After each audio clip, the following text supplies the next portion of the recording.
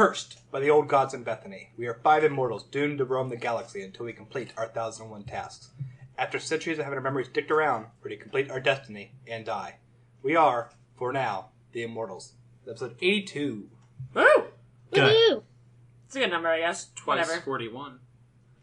There's really nothing interesting about 82, let's be real. I can't. Everything is twice something. That's, I mean, No, only not half not numbers everything is are twice like a twice whole something. number. Well, no, a whole number. I'm twice the man I used to be.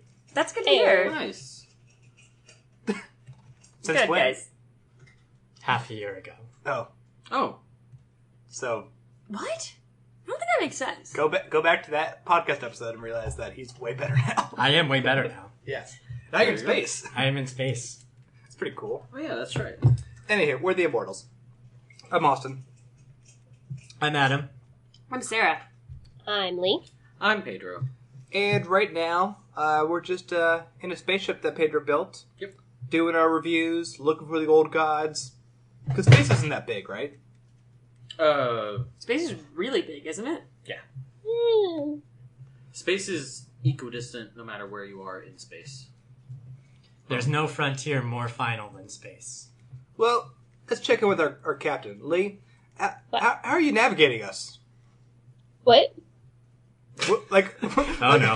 Uh-oh. we're looking for the old gods. How have you been, like, what compels you to steer?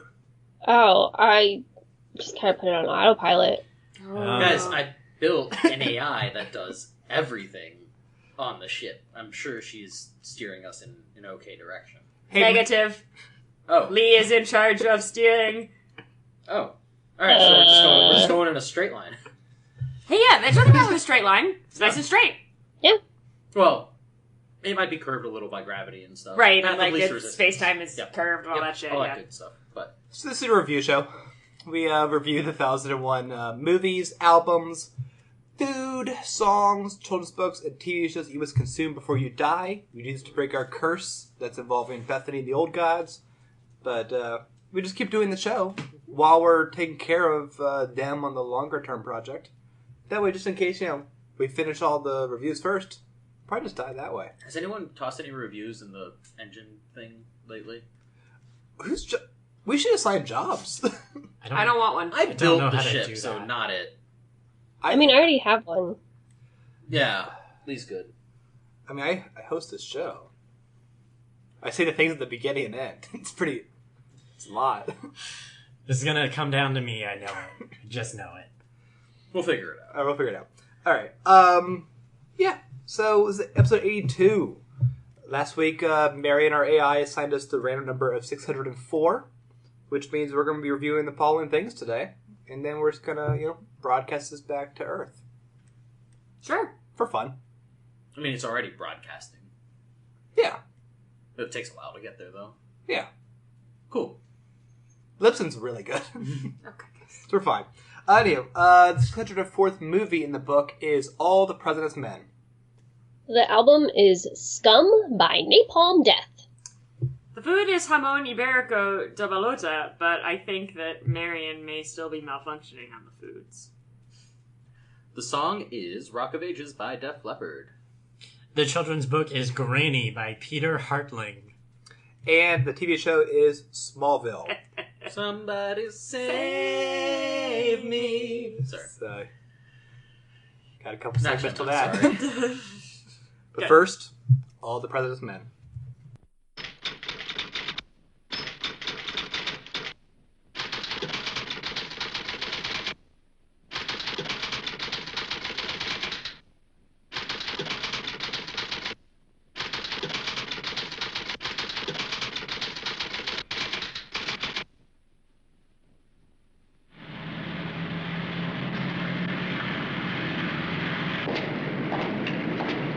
Unit 1 to Unit 2. What? We're home. Base 1 to Unit 1. Base 1 to Unit 1. Hold it, you mother! Hold it! Police! There's been a break-in at Democratic headquarters, and they were bugging the place. Woodward, Bernstein, you're both on the story now. Get up. Redford. I'm Bob Woodward of the Washington Post. Mr. Markham, are you here in connection with the Watergate burglary? I'm not here. Hoffman. Hi, this is Carl Bernstein of the Washington Post, and I was just wondering if you can remember... All the President's Men. The story of the two young reporters who cracked the Watergate conspiracy. White House. Howard Hunt, please. He might be in Mr. Colston's office. Who's Charles Colson? Did you know, Howard Hunt? Well, the White House said he was doing some investigative work. What do you say? They stumbled into leads. Certainly it comes as no surprise to you that Howard was with the CIA. No surprise at all. They tripped over clues. We'd like to see all the material requested by the White House. All White House transactions are confidential. This whole thing is a cover-up. It's right on our nose. And piece by piece, they solve the greatest detective story in American history. There is no way the White House can control the investigation. I don't want to say any more, okay? Have you been threatened if you tell the truth? Is there a cover-up? Don't you understand what you're on to? Mitchell knew? Of course, Mitchell knew. Woodward? Bernstein! Get in here! At times, it looked as if it might cost them their jobs. You guys are about to write a story that says the former Attorney General, the highest-ranking law enforcement officer in this country, is a crook. Their reputations. Why is the Post trying to do it? I don't know. Perhaps even their lives.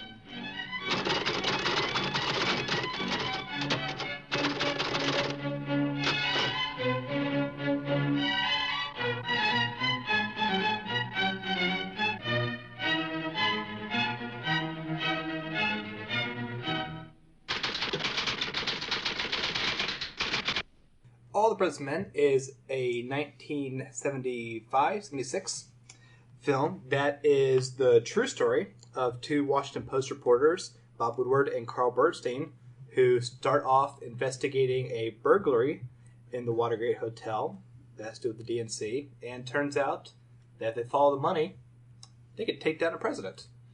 Huh. It's this kind of crazy fantasy story. It's a really crazy idea that is in no way relevant to modern events. No, it's this crazy fantasy where there's a corrupt president who kind of believes he can get with what he wants, and yet there's a super obvious paper trail if the freedom of the press is just able to uncover it all. Not that obvious.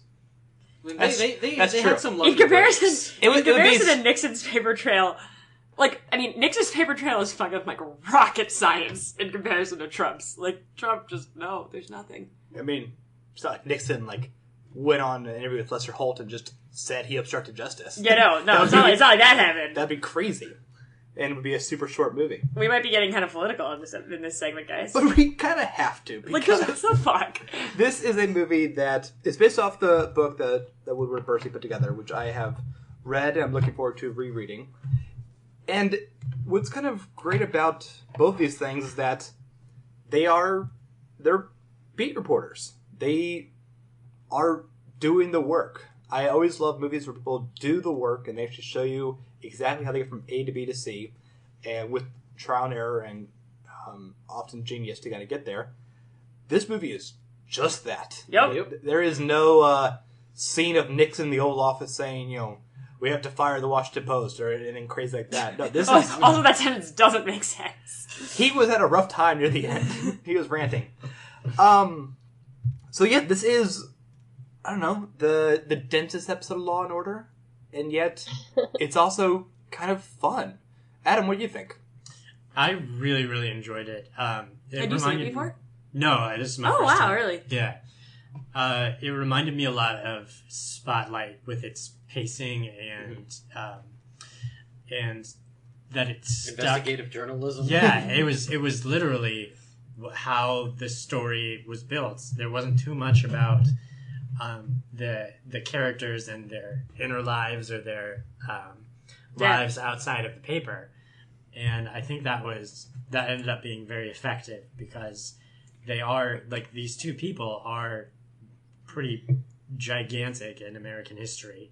So I don't think that most of that is necessary. And also because it's still a very compelling story on its own without knowing too much about the characters outside of what you see them investigating. There's, when the two of them first interact, early in the movie, it's kind of, you learn through different editors and whatnot that Woodward is only 9 months into the job, and Bernstein, played by Dustin Hoffman, been there a lot longer. And you see Bernstein take one of his copy and make some changes to it. And at that moment, they have a bit of an interaction of like, yes, you made the article better, but I don't like the way you went behind my back to edit it. That is their first and only scruff, I guess. Because as the movie goes on, they do their job so well that I even said to Sarah, are they friends now?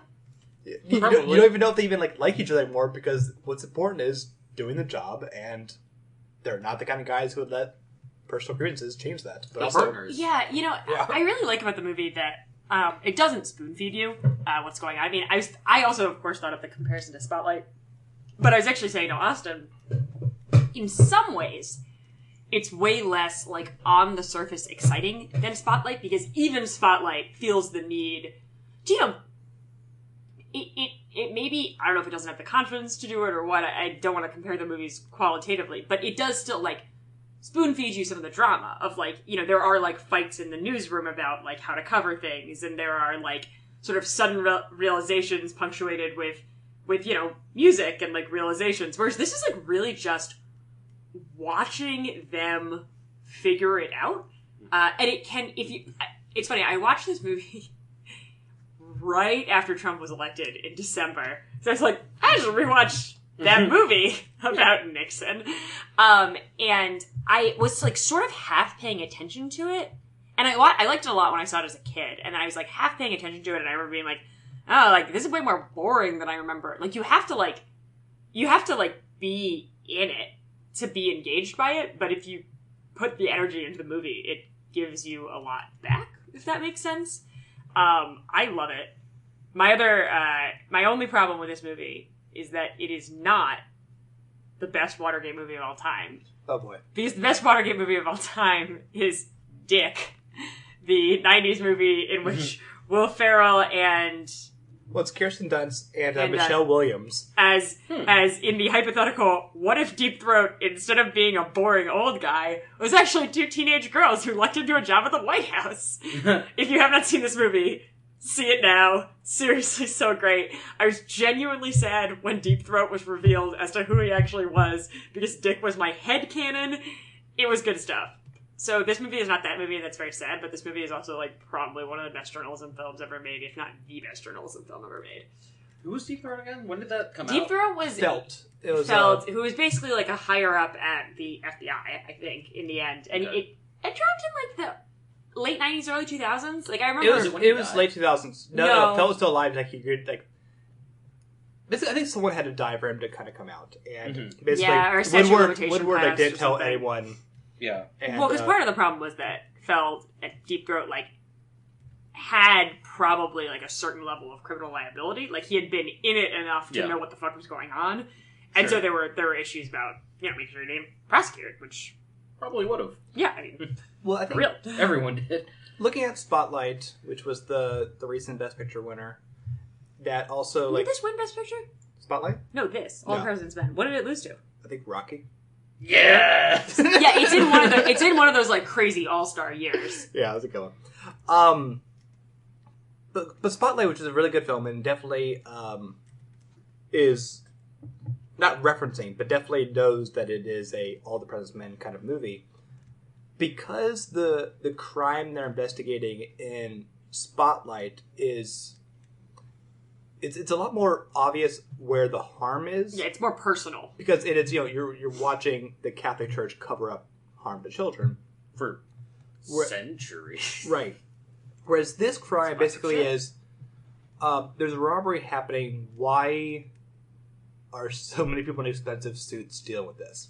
So, like, it's hard to go, like, you look at this $25,000 check and go, they're covering this up for a reason. They kind of keep asking the question of, why are you keep covering up what seems like a pretty small thing? Yeah, well, and like the Trump administration, the story, which as far as I understand is fairly accurately represented, is basically that the reason they figure out that Watergate is a thing is because everyone's freaking out. Like, if everyone had just stayed cool and not, like, sent expensive lawyers to the bond hearing or, like, told even, like, the lowliest secretaries to claim that they didn't know people they obviously knew. Like, tell the burglars not to walk around just, with like, thousands stay of dollars in cool. sequential bills. Like, they probably would have never even been that curious. And so it's sort of this wonderful story about power undoing itself.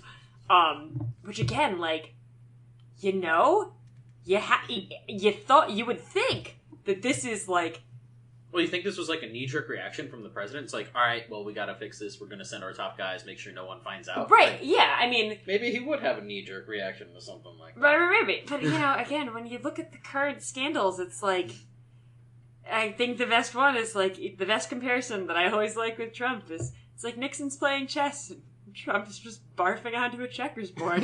Like, it's a different world, man. But you're seeing similar things, because, I mean,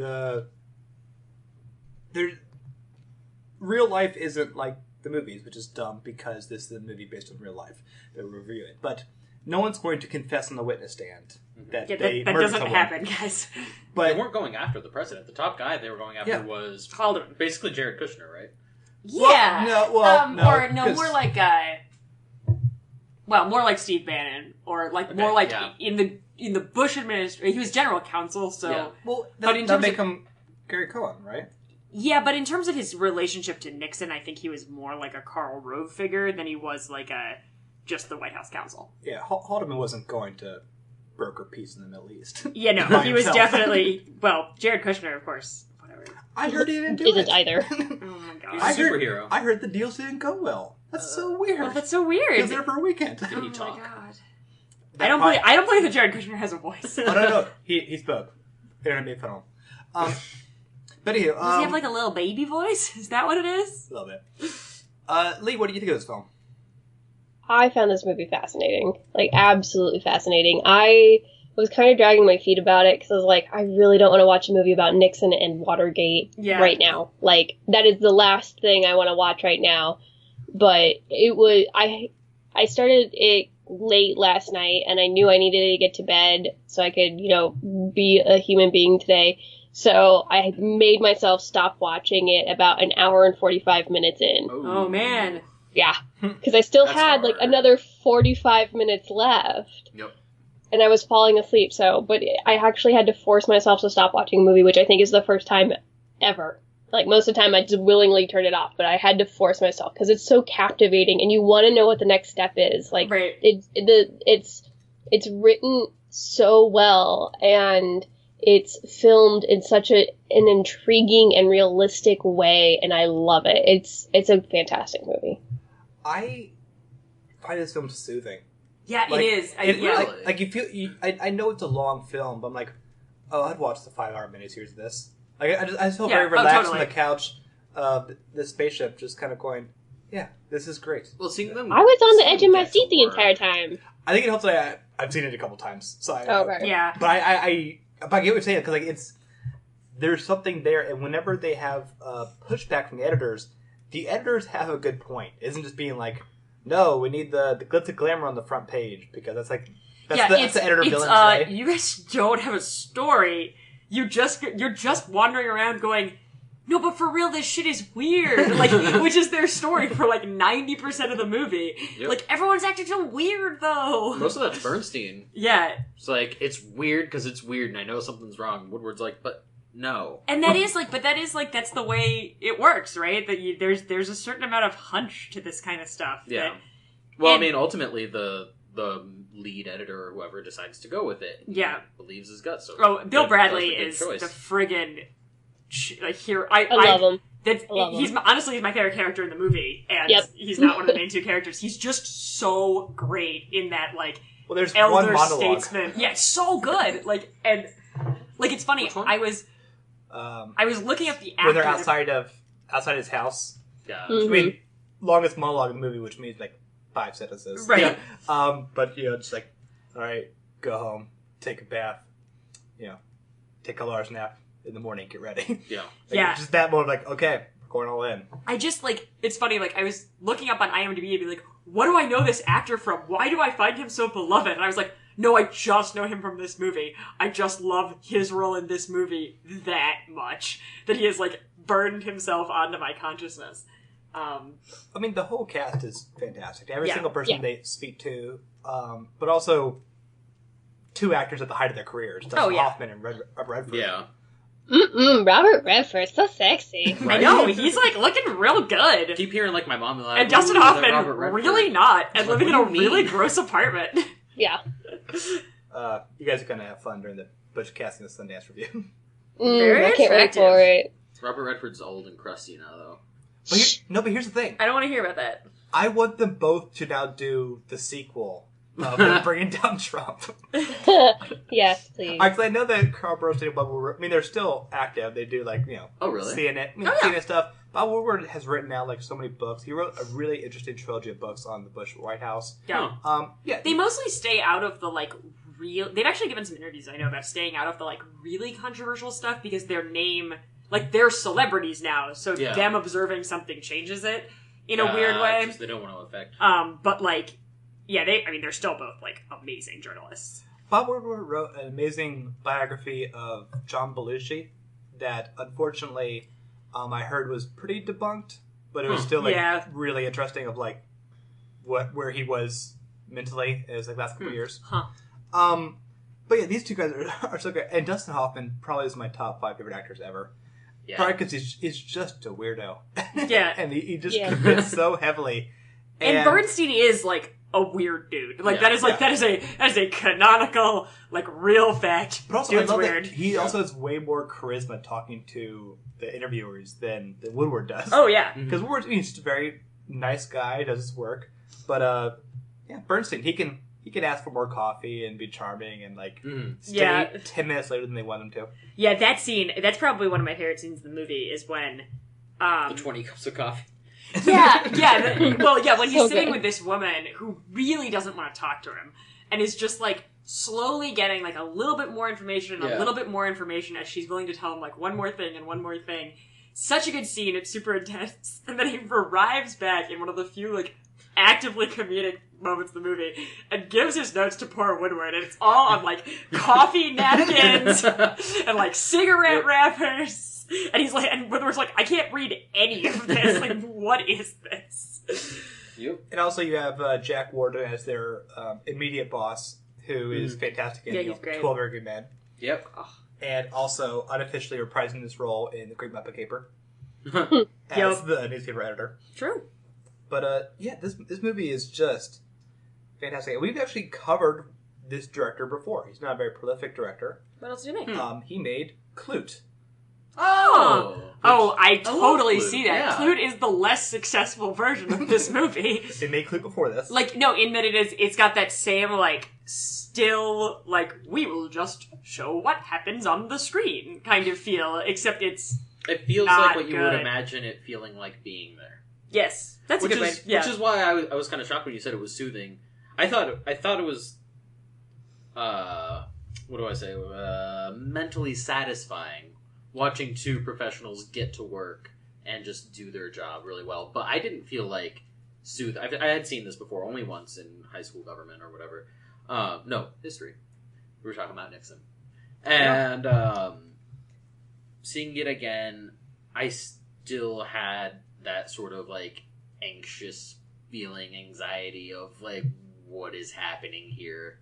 What is happening to these people? There's this going danger lurking just beyond the frame that never really comes to, like, a really big finale, but you always get the feeling that, like, weird, like, that, like, you kind of don't think that these people would kill anybody, but they might, you know, like, which is reality. I mean, Nixon had, like, crazy hit lists and all sorts of crazy shit.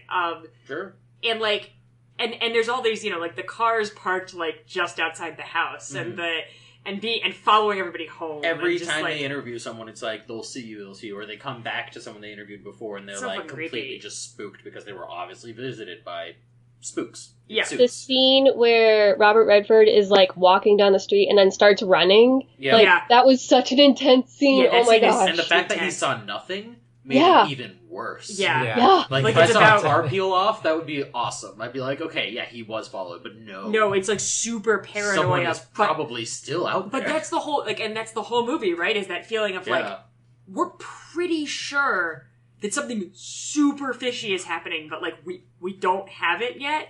And it's that feeling of like watching these two guys doggedly pursue this instead of doing the very easy thing to do, which would be to say, oh no, whatever, like it's nothing, we're crazy. And it's very satisfying because, of course, when you're watching it, you know that they are like 100% right, and actually more right than they know, because you're right.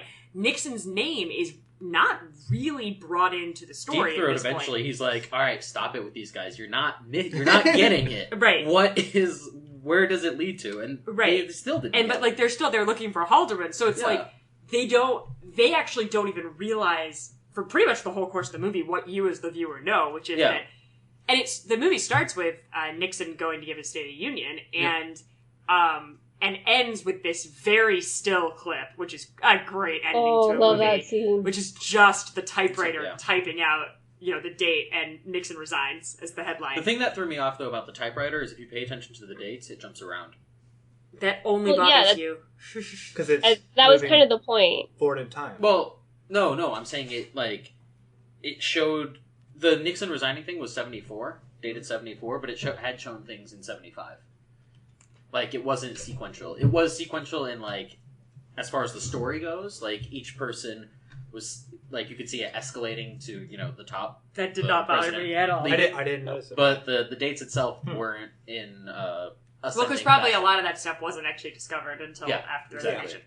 Other important, chilling, but not chilling, just, like, I felt the same way as you. When I watched this after Trump was elected, I sort of watched it because I was like, ugh, I should watch this. Like, but I was like, I kind of don't want to watch a movie about Watergate. But one of the things, there are like a couple of eerie familiarities about now being in another like presidential crisis, which is like, I mean, one of the really good lines about, something like, 70% of Americans think everyone's talking too much about Watergate, or think that Watergate's no big deal.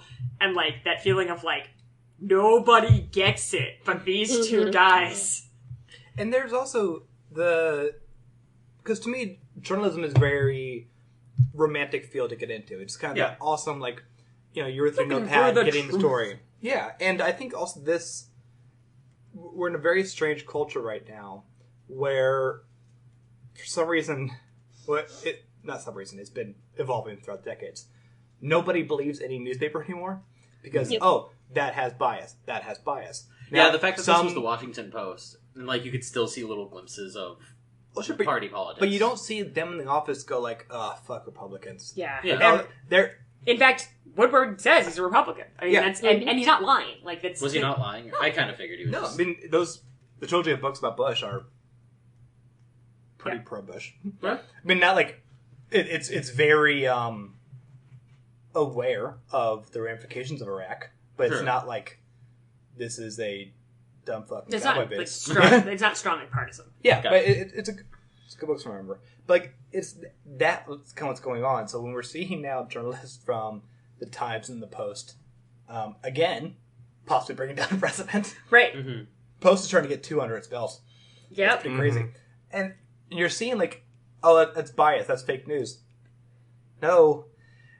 In the article, if you read the whole article, there are sources and evidence. Right. Like they're doing the work, and it takes this long. And bizarrely, every day, usually around 5 o'clock, when I'm getting on the train to the other part of the spaceship, something else breaks. Yeah. And it's very fascinating to be in a world again of such active breaking news, and we're now in the first half of the movie. We're like, there are so many pieces to this puzzle. Well, see, it wasn't even breaking news at that time for them. Like you said, there's that line where the director was like, like 50% of people haven't even heard of Watergate. They don't want to hear about Watergate. Yeah. But well, it took so long for them to get on the front page. Right. Yeah.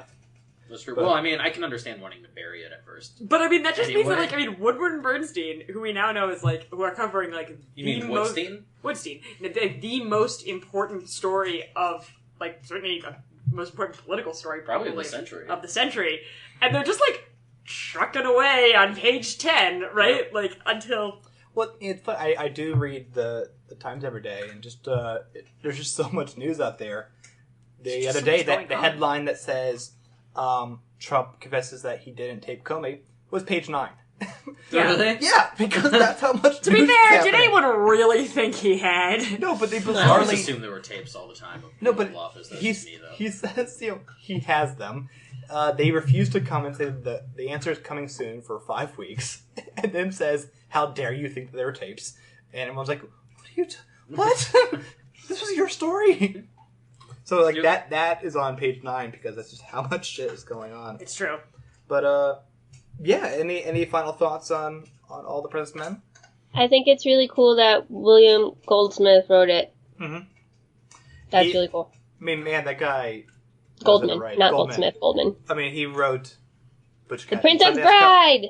The novel and screenplay for Princess Bride. Oh, really? Oh yeah, Yep. this No guy's. way. I forgot that was the same guy, and I knew it was a similar name, but like... So no wonder he's good at storytelling. Yeah, and he wrote 2 books about the nature of Hollywood and screenwriting that are super fun to read. If Interested in the Screen Trade is something else. Also, he wrote a movie that I recently covered on Let's Take 5 to complete acclaim by my co-host, Maverick. Nice. Maverick is I great. love Maverick. Eric doesn't. But yes. That's wrong. Maverick's wrong great. with stuff. It's awesome. Did you remember that's over 2 hours long? No, it goes so fast. No, I love poker. It's just kind of... It's awesome. Anyway, time for hinges. Yeah. I have to give this a 4.8. 4.7. 4.6. It's good. It's good. Let's say 4.4. Well, 4.9. Alright. 4.75. Alright. Alright. Pretty damn good movie. Maybe it'll beat Hitler. Never. No. I don't think it will. It will not. Nothing will ever beat Hitler. Uh, This is in reference to the fact that it's still true that Downfall, that Hitler movie, is our highest rated movie. Yep. It's also like the best movie ever, and everyone should see Downfall. It's Really okay. good. Das Boot's still the highest rated show. So. Yeah, big on Nazis. Yeah. It's because you guys haven't watched Borgen yet. I saw an episode. Man, Borgen's so great. I need to keep going. Anywho, I could talk forever about Borgen and how, even if you just listen to Borgen, the Danish words kind of sound like gibberish after a while, and sometimes it's loud gibberish, people screaming. What album we listen to this week, Lee? We listened to Scum by Napalm Death.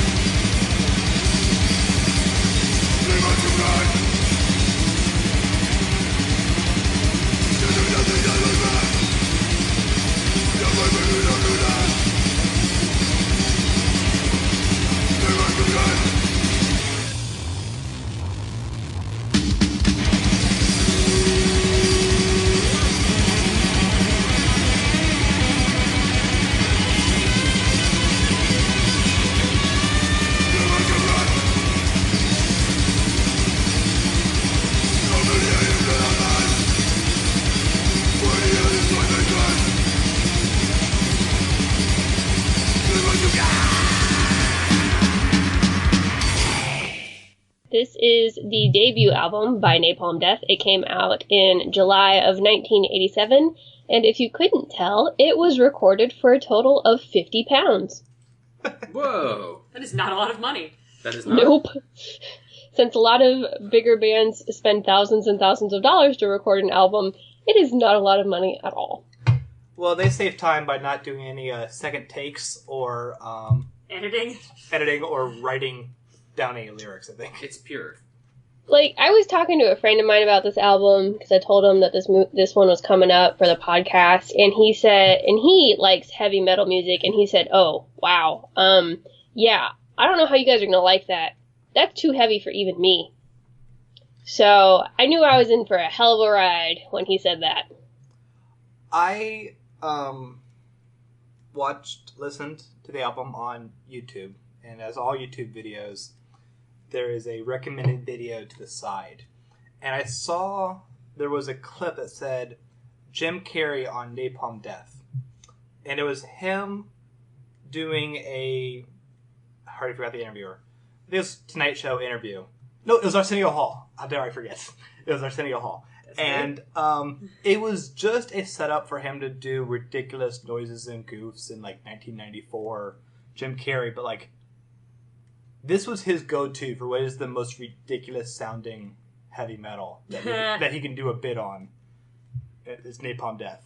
I mean, just that name. Come on, like. Yeah, it is intense. It is considered grindcore, which is heavier than heavy metal. So that gives you an idea. If you have no idea what else we're talking about right now, it's heavier than heavy metal. At what point does something like this stop being music? I don't know. Like, that is something that I'm mused over while listening to it. I have heard some grindcore. I did not listen to this album, but I just thought I'd ask that rhetorical question for discussion. I don't think it's rhetorical. I think like this was my line of like, I understand that within every genre and every medium that you want to kind of always push things to the edge. I like really, experimental, abstract movies and narratives, and I really kind of impressed when like Enter the Void comes out that challenges what it is to be a movie. Since I don't have the same affinity for music, specifically metal music, so when Napalm Death experiments, where is the line? And for some, they found it. They found that sweet balance of screaming over the edge, I guess. There are some moments where they are attempting a melody of some sort, but this album is... I would definitely, like, if I didn't know that this was what this band was like, I would argue that this was some sort of, like, performance piece, because there's one song on the album that's over 3 minutes long. Most of them are under a minute, and there's even one that is 1.316 seconds long. Okay. And that still could have been cut. Like it actually has the Guinness Book of World Records world's shortest song. Until that band from Scott Pilgrim. It is, like, it's a very interesting thing if you aren't trying to think about it as a musical album that you want to listen to, and you think about it as some sort of art piece. I think if you think about it that way, it becomes something that you can actually talk about instead of, like, I don't know, this thing where they kind of scream a lot. Yeah, that's interesting. There was, a music museum in the hall of heavy metal, and there's one piece, with your little headphones on, you go, this is where it possibly went too far. You go, oh, I see where they did go too far. Then you go on to the next thing. Like, I would stand there for a few seconds and recognize it as It's like friggin' white canvases called Untitled in modern art. Yeah. Like, okay, we've reached the end. This is the end of the road on abstraction and unclear meaning. I can't fathom a concert I would want to go to less than Death. I'm not a huge fan of concerts to begin with. Me too. For many reasons, but I would not want to go to this concert. I know plenty of people who would want to go to this concert and probably would really enjoy themselves for many reasons. I am not one of those people. It's a lot. It's intense. I'm curious now. I listened to the album this week. Oh! Mm-hmm. Well, half of it. Because it's only 30 minutes long! It's not. 20 tracks long. It's 37 minutes long. No. It's 28 minutes, 28 songs long. I probably listened to like 20 minutes then. But, so even that said, I really liked what I listened to. And I don't think that it went too far. And kind of what Sarah was saying, it's like how when is something not music? I think that it's, as long as the artist says that this is art, I think then that's where a conversation can come from about it. Like, what is it saying and how, like, what is its purpose? And I think that for me, this was kind of a reaction against the quote unquote well-made song, and a lot of what they were playing and doing and the noise that they were making was actually I found it to be I guess pleasing. It's not quite what I want to say, but like I knew that it was music and I liked it. Yeah, and I was kind of surprised about that. I knew it was music and I liked it. Yeah. I mean, did they have a harmony? Like, Were things in tune? Yes. No. I thought so. I mean... That's enough. Most of the Was time. there a beat? Yes, there was a beat. There's a distinct right. beat, and there are attempts at melody and things like that. If you can write it on music sheet paper, then... Yeah. And it was I don't know that they ever actually did. Yeah, sorry. Can I go get him real quick? He can't open the door all the way. Aww. I'm coming.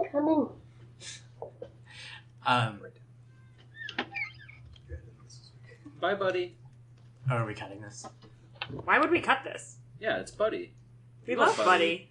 Because one of the Sorry about hosts No, but there's a cat. It's Buddy. on a spaceship. We hadn't seen Buddy Buddy's talk in a Buddy's while. been on the spaceship the whole time. Imogen and Buddy Lynn are has here been too. with us. All the pets are here. They were within the castle with us. Yeah. We could. We'll look at that continuity later. They are in the spaceship with us, I should say. Yeah. Hi, Buddy.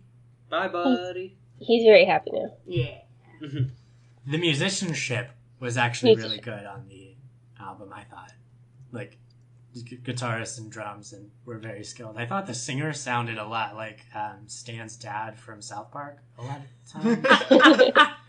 So this band actually has kind of a rotating door of musicians. They had two brand new members of the band because two other people left right before they started recording this album, and then they had to replace yet another person while they were on tour for this album. So, Like Spinal Tap. Kinda, yeah. just like that. Those drummers keep dying. Oh no. I think it's time to hinge this. Yup. I have no idea what to hinge this. Honestly, 2.5. There are people out there who will like this. I'm sure you will. I did not. I'm not one of those people. It came to a point where I just kind of felt it was a half-hour song. Yeah, And it really did. that song wasn't the worst song we heard. So, but still, I don't want to hear it again. So I'll go with 1.8. Wow. Yeah. I mean, I didn't listen to the whole thing because of lack of interest, honestly, but I still... I think it looks like you hit the 2/3 mark, probably. So Yeah, I think I got you, 2/3. I think you could hinge it. Also, you got it. I know, no, I'm Yeah. not saying that. I'm saying that should and does affect my rating of it, but I still liked what I heard, so I'm going to say 3.4. Okay. That is Scum by Napalm Death. Now it's time for the food segment. First of all, I'd like everybody to know that Imogen has decided to stand right next to the mic, presumably to say hi to Buddy. Well, once she heard that she is on the spaceship, she wanted to come over. Well, since Buddy and the cat are separated, Right. because the captain's quarters is, sealed. For Right, of course. security purposes. Oh, don't now wanna we get- have, now we have Yeah. security purposes. Yeah. For space terrorists. We don't seem to have Exactly. an airlock on the ship, but we have that. You're breathing air, aren't you? It's not going out, is it? So Our air is locked in. Okay. Jamon! So I tried to get Jamon Iberico from Marion. There's a specific subroutine of Marion called My Local Whole Foods Sucks. And that was the one I used to try and get Jamon Iberico, and I couldn't find it. But it's like totally a gettable thing, and I feel like an idiot for not trying sooner. But I'm going to totally get it next week or sometime soon because it's tasty, and we should talk about it because it's ham. And I'm surprised you found that subroutine. I think she wrote it herself. that sounds right. I just assumed Marion was like racist and just didn't recognize those words.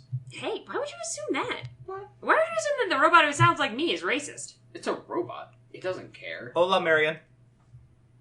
Hola, Austin. She's just mimicking me. All right, no food segment. Pedro, Yes. song. Rock of Ages. By Delta Bird.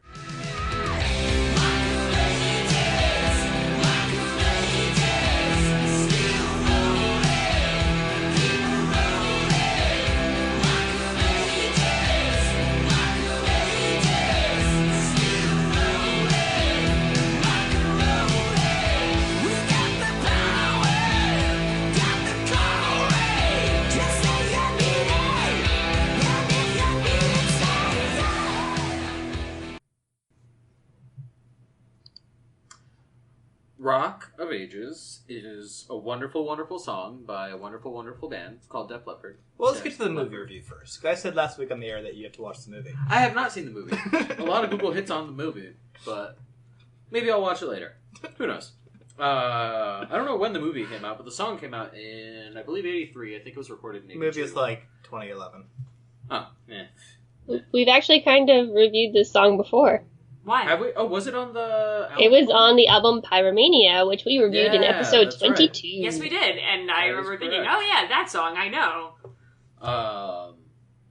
Yeah. I like it. It's one of the staples of its genre. I am in love with that chorus.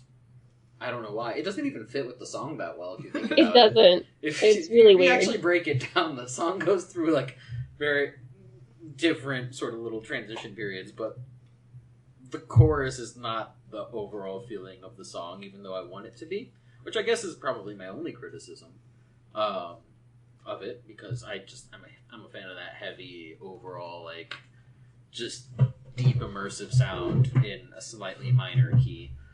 Most of the song is actually not. It's more happy and major. But yeah, it's fun. German gibberish in the beginning. Not real words. Don't mean anything. It feels like it has like a nostalgia for the present vibe. Yeah. To it. A little bit. And that to me is cute. And that's as much as like I really like love the song. I'm very entertained by it, but I'm not like engulfed by it. It's just been around forever, you know, and its name is exactly what it is and what it sounds like. Like when you hear Rock of Ages, like, oh, I already know what song that is because it's got that chorus that goes Rock of Ages. That is a very prototypical example of what kind of music they make, the time period, everything. The song itself is different, but it has that sort of weight behind its name, its chorus, it's the band. And it's great. I love it. Lee, what do you say? I mean, this is a song that I hear on the radio fairly frequently, and I usually listen to it enough for it to go, Rock of Ages, and then I change a station. Because I just kind of get bored, because the chorus is really great. But the chorus is really great, but the rest of it is just kind of meh, because it doesn't fit. It's an odd, weird little patchworky song. That's true. It is. But when you listen to it on loop, you know that the chorus is coming back. And it does. I think it kind of entertains me, Pedro, that the way that you listen to these songs is similar to, torture techniques. That's like how Get me to Ghetto, guys. That's like how we torture people. I love you, Celine Dion. The same song on repeat over and over again. But that's how he gets to like the song. Stockholm Syndrome. That's called Stockholm Syndrome, yeah. Yeah. That's how he operates. That's why I like all the songs. That doesn't work for the TV shows, though. Also, usually if you listen to a song one time, the chorus will come back a couple times. It's a chorus. Yeah, that's what a chorus is, yeah. Right. But it won't always come back. If you have it on loop, you know it's coming back. Right. Pedro spends every song, during every verse, going, is that chorus going to come back? Did I hear the chorus the last time? I don't know. Sometimes, unless there are songs where I dislike the chorus, and that's just hell. Oh no. That's just not fun. Just can't skip the chorus. And it's an integral part of the song because it's the chorus. But there are songs that I dislike the chorus, and it's a weird feeling. It's not pleasant. I don't know. How is this too intense of a choice for you? Like, I feel like, should we switch you to food? Like, well, you go there through are foods I don't like as well. And then you eat all of it. And I still eat all of it. Okay. Okay. The craziest thing about this band is this is the one with the drummer just has one arm, right? Right. The drummer from Def Leppard only has one arm. The drummer from Def Leppard only has one arm. Have you never heard the Bloodhound Gangs? It's true. I saw a picture of them recently. He still only has one arm. Didn't get a new one? Nope. I hear they're on sale. And with that surrealist ending, shall we end it? No, what do you mean by that? No, what do you mean? No, I don't even know. No. What do you mean that arms are on sale right now? I don't know. Black market something. What? Maybe there's a surplus of arms. Everyone's The got black two. market has discounts? Why not? What do you mean, why not? It's a market. It doesn't have government oversight. It's probably pretty good. It's like a blue light special. Black market special. Yeah. In the red light district. Okay. Alright, kids. Does he need another arm? Apparently At not. this point, it would almost like ruin his image. Okay, no, that's a horrible thing to say. If he can have another arm, he should get it. Anyway. Hi, Kate. I don't even know what to say now. Does anyone the song? Yeah, it's fine. It's Okay. fine. It's a fine song. It's fine. I don't have a lot to say about it. It's fine. It has a good chorus. Alright, Pedro, hinge it. The chorus gets 5, but when put into the song itself, I guess I'll give it a... You know, it's a 4. Fine. It's a solid song. 4. 4 hinges. It's a song I hear on the radio, and I'm like, I hear this song. And sometimes I switch, and sometimes I don't. 3.7. 3.5. 3.1. 3. Look at that. Alright, that is Rock of Ages by Def Leppard. Rock Make of sure you keep Ages. tweeting and chiming in to make Pedro review the movie. Yeah. Oh, that's true, yeah. Just keep in mind, no matter how much of you out there don't like it, Pedro will like this movie. I probably will. I'll Yeah. watch it on loop. It has Alec Baldwin singing, and he'll be very happy. Oh, I would like that. Now it's time for the Toldus book. How did... I didn't get a copy yet. Did Marion make you a copy, Adam? Yes, she did. But she didn't teach me German. So I couldn't read it. Marion, the brilliant AI that's running our ship, couldn't make an English version? Ah! Sorry I didn't make a dark matter spaceship that can just make your life perfect. I accept your apology. What's No? happening? No Hitchhiker's Guide fans out there? No, I'm into that. I get your reference. I just didn't expect it, like, suddenly coming out. I'm a little pissed still that you guys didn't help me on this. I was busy. I'm a little pissed I don't have an English version of Granny to read. You also don't have legs. Yeah. Jeez! Harsh, man! And you know what? I'm still a shitty drummer. Good. So I haven't read the book. Apparently not. Alright, well, since I couldn't leave this area again, I saw a lot of Smallville. Somebody save me.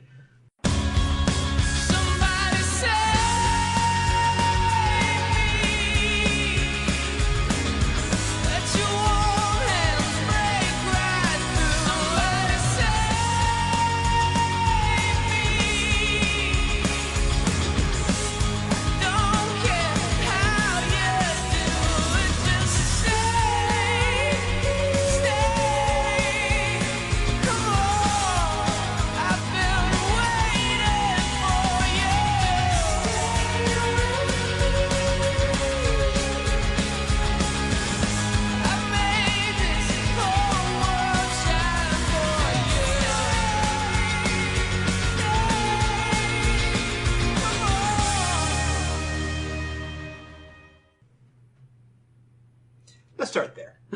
So, you know... The theme song is Somebody Save Me. Somebody save me. I don't care how you do it. Just somebody save me. What the fuck is this theme song? It's fair. I don't care how you do it? What is happening? I do. Like, I care how people save me. That's also... There's bad ways to save people. Arguably, that's the premise of the show, is saving them in the right way. Okay. I'm sorry, are you claiming this show has a premise? Anywho. Good What is is it good, about? bad is bad. So... Better Call Saul is a television show that runs on AMC that Nope. came out in 2015. Nope, not this show. It is Not that a show. prequel to Breaking Bad. Although I'm not reviewing this today, it is on the list, weirdly enough. Good. No, not weirdly enough. It's a good show. No, this book came out in 2015. It's the last entry. Like I think it aired like half its episodes by the time it got in the book. They knew it would be worth it. Good, yeah. So, Better Call Saul is great because... Not the show we're reviewing, honey. I think he's making a point. Prequels are not a bad thing. We just think they are because we've seen so many terrible ones. Prequel almost is synonymous with the Star Wars franchise right now. Mm-hmm. And those films are... Garbage? Bad. And it's because... What? No, but it's a different topic.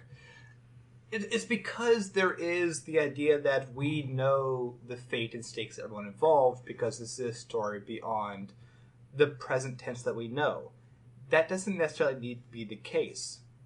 If you read the first half of a book after the second half of a book, that still means something because those characters are in the present and there's a journey towards the part that you know.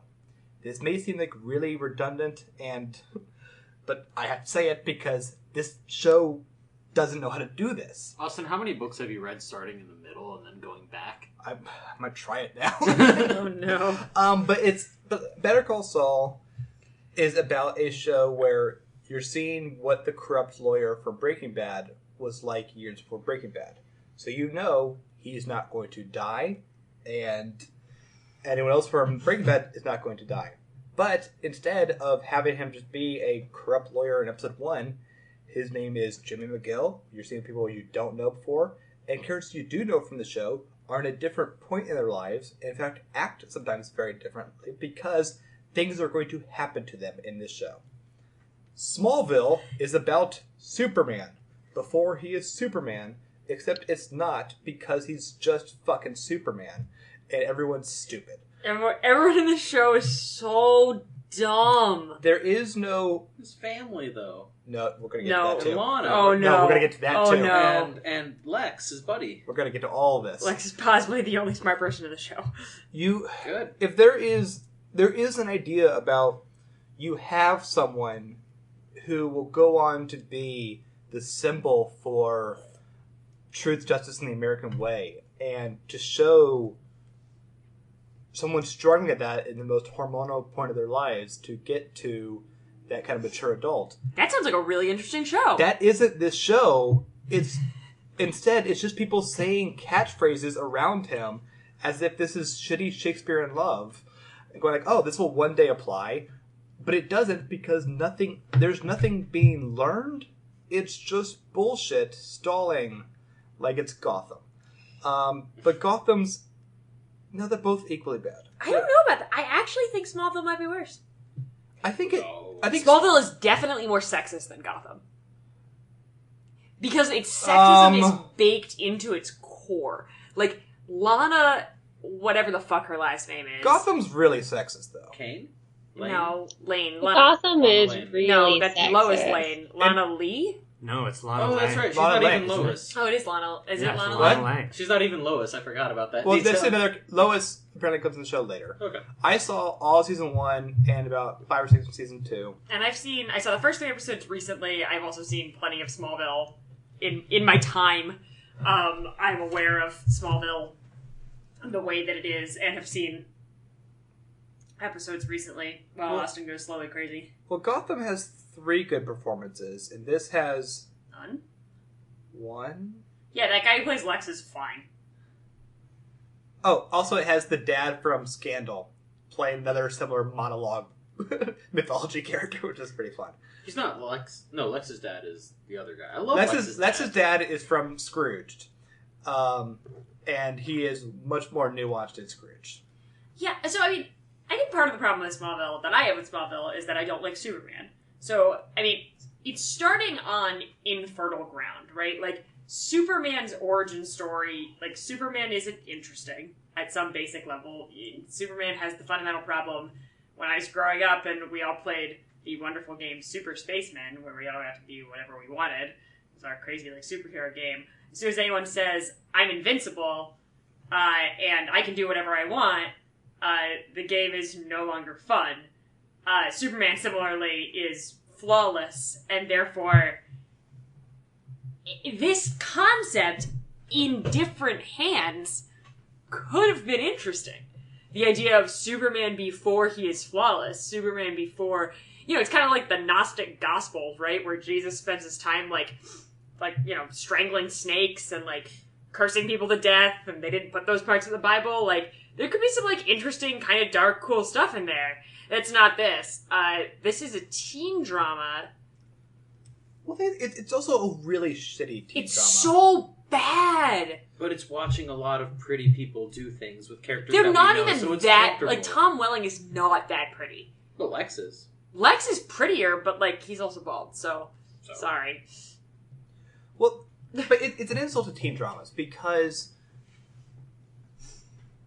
there are good teen dramas. And, I mean, some of my favorites kind of go beyond the genres. I don't know that they count as much, but even if you look at just the romantic plot lines of Veronica Mars, if you ignore the entire class warfare, neo-noir elements, and just focus on who's dating who, that has much more respect towards characters and friendship and interests and relationships than the 30 episodes I watched, which consist of I'm obsessed with Lana, Chloe sometimes likes Clark, and whenever Chloe gets a boyfriend of the week, she is typically tortured for doing so. Yeah, she goes to the hospital twice in a row for liking the guy of the week, and then it's teen drama. This show is not, like, this show is one of those shows where the clueless sexism is straight up harmful. Like, Lana is one of the more offensive characters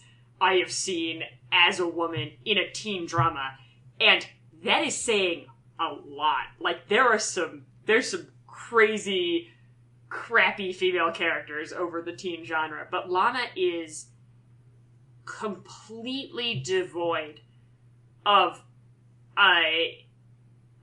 identity beyond being attractive. And to add insult to injury, But she reads. But she fucking doesn't. Like, I mean, like, fuck you. And, like... Oh, no, she's in high school, but also half of season 1, she owns a coffee bar. Yeah. She's a small business owner. Discoteca. America loves her. She's a sophomore.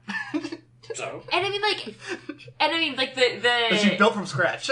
The fundamental Chloe-Lana paradigm, right, of, like, the hot girl that the main guy likes and the not hot girl who likes the main guy. That is classic teen drama. With a little more time, I could probably name another 5 or 6 shows that do the exact same thing. This is the most offensive version of it, in that Chloe is actively punished in, like, a creepy, like, you know, like, latent rape fantasy creepiness way for any feelings. Well, like, it's so not okay. She has 3 episodes where she is punished for liking someone, and then also Clark gets jealous that Chloe's not jealous of him for those times. Yeah, it's really fucked up. And so then they start dating, sort of. He goes to dance with her at the end, and it's like the minimal amount of romantic you can be, I guess, because he recommended a song that she likes by the band who's playing. I think it's one of their songs, so, like, that's not really not that impressive. But yeah. But then in the premiere of season 2, he's like, "Hey, sorry I ran out on the dance." And she's like, "Well, you know, you saved our friend from a tornado, so that's all good." And he goes, "Yeah, sorry, how can I make up to you?" She goes, "You know what, we should just be friends, Clark." And he goes, "Oh, okay." And then she goes and starts to cry in the woods because she can't believe that Clark just wants to be friends.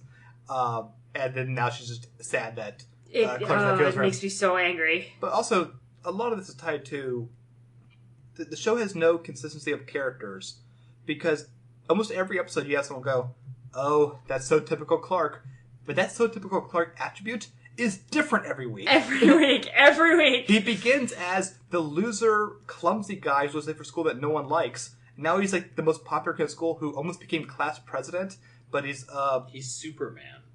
Yeah, but then why does he start out as a clumsy kid? No, it's because Lana had a kryptonite thing. Also, which is dumb. Which is like Buffy had the Hellmouth. Everyone has the thing. This is everyone finds kryptonite everywhere. Kryptonite is everywhere. Well, if guys. he landed there, then it's safe to assume that it is fair that that is legit. That is legit. But he landed there 12 years ago, and this year they put kryptonite rocks into the gym teacher's sauna in his office. Weirdest. That's the weirdest one. There's kryptonite. There really is kryptonite like fucking everywhere. They use. It is unclear like how Clark like walks around in town with all the kryptonite just like sitting around. They use red kryptonite rocks as class rings. Yeah, like it's like seriously everywhere. It's and they all become like magical and shit, and like which also comes to the point of like there's actually no reason for Clark to keep this secret. It is the point. That's the part that I hated when I was watching it. He didn't tell people when he should have. I've It now would've got made him things telling easier. because there's no fucking reason. Because Arrow's a show that has its flaws, for the most part, pretty watchable for a couple seasons. But he keeps a secret because he is actively going after really, really big criminals who could look up who he is and his family. Yeah, and also, like, he's a vigilante, and, like, it's not clear that he wouldn't run afoul of the law if he revealed himself. Whereas, no one's going after Clark. Nope. At all. Clark just has to stumble upon everybody, and then they just kill themselves, basically. Doesn't Lex Senior eventually start building up a grudge? And Yeah, I think looking so. for But, like, the but special Superman person. can't kill anybody, so they just, like... they just dying. self-destruct in front of him. It's... The Luthor's looking for more information about the rocks, but, like, there is zero reason to tell Chloe, who is obsessively looking for all these cases and believes every case with the rocks, and also, unlike Agents of S.H.I.E.L.D., doesn't just automatically hate everyone who touches the rocks. Doesn't Clark tell Chloe eventually, but doesn't tell Lana? I think so. I only season 2, and he told because it's Chloe and then his best friend, whatever. His best friend who doesn't have a line. Does not have a point in the show. Who is that person? What is that character's name? I don't know. I've just watched 30 episodes this week. His name is... Fuck, he didn't do anything for 30 episodes, except he learned the secret. During the only episode where someone actually attacked Clark. Also, the family's horrible because in the comics, I've only read a handful of Superman comics, but, his upbringing in Kansas is what makes him kind of this great American figure. Right. It's being in the heartland, and, the Uncle Kent is important. The guy's a piece of shit.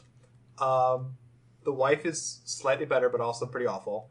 They're, it's just really, they're not good at being, the great mentor, wonderfully warm characters. I actually kept picturing Friday Night Lights during this show, because, I imagine what if Matt Saracen was Superman, and Coach and Mrs. Coach were the ones kind of, helping him become Superman. Better. And, that's what you do. That's, it is so uncomfortable to be around the Kents, because they're just mean all the time, and because they're writing sexist, he's pretty sexist. Super sexist. I cannot emphasize that enough. And also, every script is fucking terrible. But there's one thing that could make this watchable, because maybe could save it. Sit down. I'm sitting down. I don't know what you're doing. Ranting. Well, he can't stand up, so shut up. Oh no. Because it's out there, people who like Buffy, but also are fine with the B-list, C-list Buffys. The episodic fantasy sci-fi thing of the week. The people who like me. I love Charmed. that shit. Those things can be saved if your main actor can act. Yeah, it's true. Holy shit. Tom Wellington or just Welling? Welling. Not really one not good. line can he act. It is... Because even when he got the red kryptonite, it became the Nutty Professor, the bad boy. That's supposed to be an acting showcase. When Urkel did that on Family Matters, and Urkel was sexy, everyone on the show was like, oh shit, do we actually think Urkel's cool now and attractive? Because it's supposed to be a difference. This was just embarrassing. It's just, yeah. He's so terrible, which means why anyone is friends with him. Because there's no actual scenes of friendship between any of them. No. He's just a dick to everybody. This show's garbage. And there's 10 fucking seasons of this. It's not good. Oh. Your cat is eating stuff on the counter. Oh. Imogen, could you not? Oh, now we have the dog here, too. It was when the puppy came, and she was like, oh. Alright, just wait out things. So, Smallville. Not a fan. Pedro, how much did you watch it when it was on the air? When it was on air? Oh, I don't know. 20 episodes or so. I only stuck with it for about a season. It's not good. But I loved it. I don't think you did, though. I think you think you did, but well, I could tell that it was shit. Yeah, I mean, it's... But I still liked watching it. I wanted to see him funny. discover new powers and do stupid things. I was definitely one of those people who, I thought I was fine with Charmed. Charmed, I was totally cool with. Charmed is awesome. It's not, but, I was into it. Awesome. I was fine with first season of Angel, which is objectively terrible. even I was not in.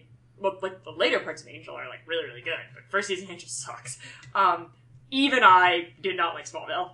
I watched it only when there was nothing else on between the commercial breaks of The Simpsons. It's not The like song is good. It's about a guy that I want to sort of be because he's got powers and he gets the girl and he doesn't. That's so sad. He actually doesn't get the Those girl. are such sad reasons to want to be Superman. But when you're Damn. 12, like, who the fuck?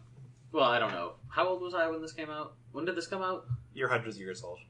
Yeah, but my brain kind of stupid sometimes. My brain's stupid sometimes.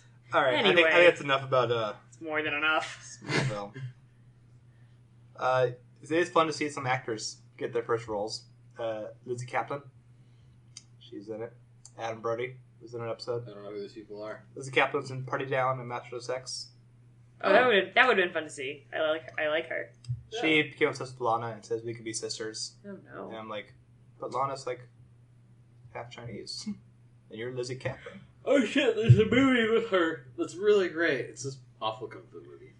I forget what it's called. That's all. Lizzie Kaplan? No, Lana. Yeah.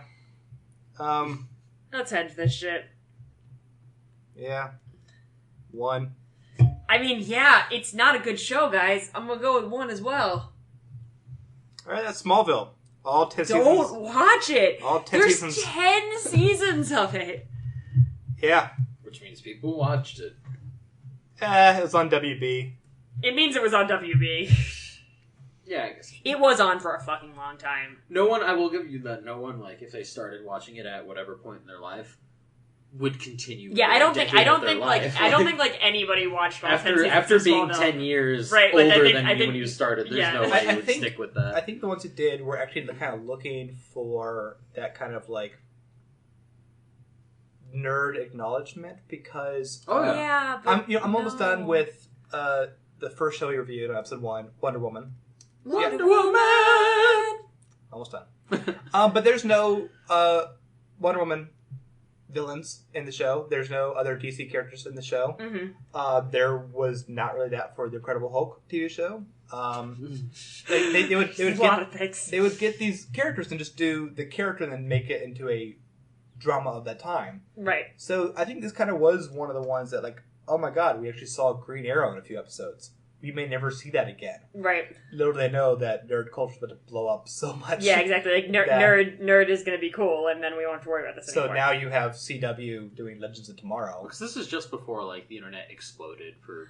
Yeah, well, I was people our talking about like with Austin, sort of where this falls, and it's like Buffy starts just before this, right? So like Buffy is the forerunner to great nerd television. Smallville is a weird like. Somebody realized that maybe there was somebody out there who sort of liked comic books, maybe. Because I don't know, like, X-Men came out in 1999 and people liked it or whatever. I mean, you had Lois and Clark, the TV show, was on the time. That was on for a couple of years. Yeah. The Superman movies did well. People make like, new X-Men, but it's like, it really is like, doing that and then being like, instead of doing anything actually interesting with the nerd stuff, we're just gonna make Smallville, which is an insult to everything the comic books stand for. It is so bad. Anyway, we're still talking about Smallville. Let's stop talking about Smallville. That's how it gets under your skin. It just keeps going. Sorry. Does it? I'm done with this. Okay. What was that? I don't know. He did like a weird hand movement. Looked me in the eyes again. I don't like it. Pedro will do that sometimes. This is episode 82. Sure, yeah. Yeah! We did it. Do we need a new number or whatever? Isn't that what we do now? That's the computer's job. Pedro, ask Marion about the ship. Marion. I keep saying Marion for some reason. You named this! I know. When we get to the end of our episodes, you need to give us a number. So start doing that from now on. Your number is 1,485,622. Between 1 and 1,001 inclusive, which has not been used before. You can do this. Your number is 783. Does that work? Have we done that one before? Why was she hesitating? Oh. She's a robot. Your number is 783. Perfect. I am always right. Whoa. Is our AI insecure? I don't know what you're talking about, Austin. I mean, it is intelligence. Doesn't matter if I built it or not. All right. It's intelligent because Pedro says it's intelligent. Oh no. Well, yeah, of course. I built it. That's what I'm saying. I want to make sure everyone knows that I made this thing. Yeah. This is a song. This is an intelligent. Ooh, the food looks good. What's the food? It's nuoc mam, which is a tasty Vietnamese fish sauce thingy. Ooh, the song is good. Actually, that sounds really good, though. The song is Loser by Beck. I'm a loser, baby. So why don't you kill me? Is that who's being saved? Yeah. Okay. Superman's gonna swoop in. Super kid. Super teenager. Whatever. What's the movie? The movie is Grave of the Fireflies. Oh shit, I've heard this really depressing. Yep. Oh, we're going to continue with that because the album is The Downward Spiral by Nine Inch Nails. Oh, good. And, So, everybody take your exciting. antidepressants. And maybe continuing with that, or maybe it's a happy book. I have no idea. It's the Red Zora by Kurt Held. We'll see if Marion will fix her translations. God damn it, I hope so. And the TV show is Dead Set. And this one is a miniseries that I have seen before. It is currently on Netflix. It basically is Black Mirror before Black Mirror. The same people. So if you want Black Mirror mixed with Unreal, definitely watch this 5-episode thing. I do want that thing. I know, that's what this is. I do want that thing. So you should all watch the Netflix so you know what I'm ranting about. But maybe it'll be a positive rant next week. Yeah, as long as we're, still surviving space pretty well. How's the look out there, Lee? I mean, there's lots of stars coming at us. Can stars That's a good sign. do that? Like Well, come at we're us? coming at them. Well, Oh. I'm sure that we are going towards them. I don't know how physics works. Wait, does only one person know how physics works on this ship? Absolutely. Yes. Yeah? Pedro, is it okay if we go into this kind of we enter the stellar area? There are stars everywhere. Our Earth is in a stellar area. Is this more stellar than usual? What? I mean- I mean, it's got stars. There's lots of What's stars. more or less stellar? Most stars come in pairs. Wait. So we're going interstellar? We are. Hey. What? It's a funny joke. I mean, we are actually right now. Really? So, I'm pretty sure we're still in the galaxy.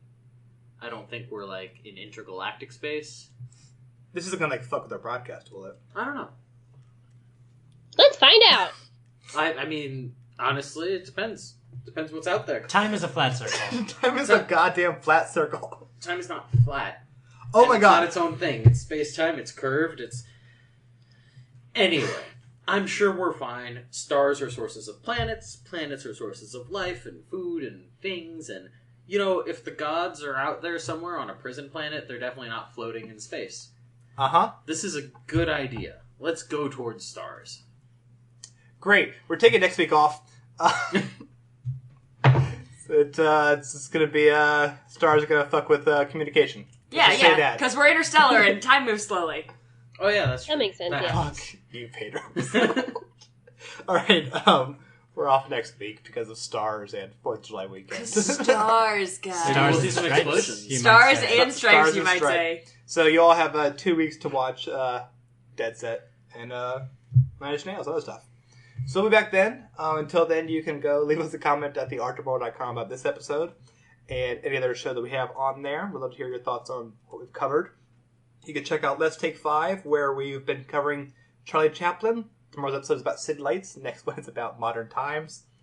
And Ad Absurdum. Yeah, keep an eye out. We're doing. If you listen right this super second, you will be listening to War Games.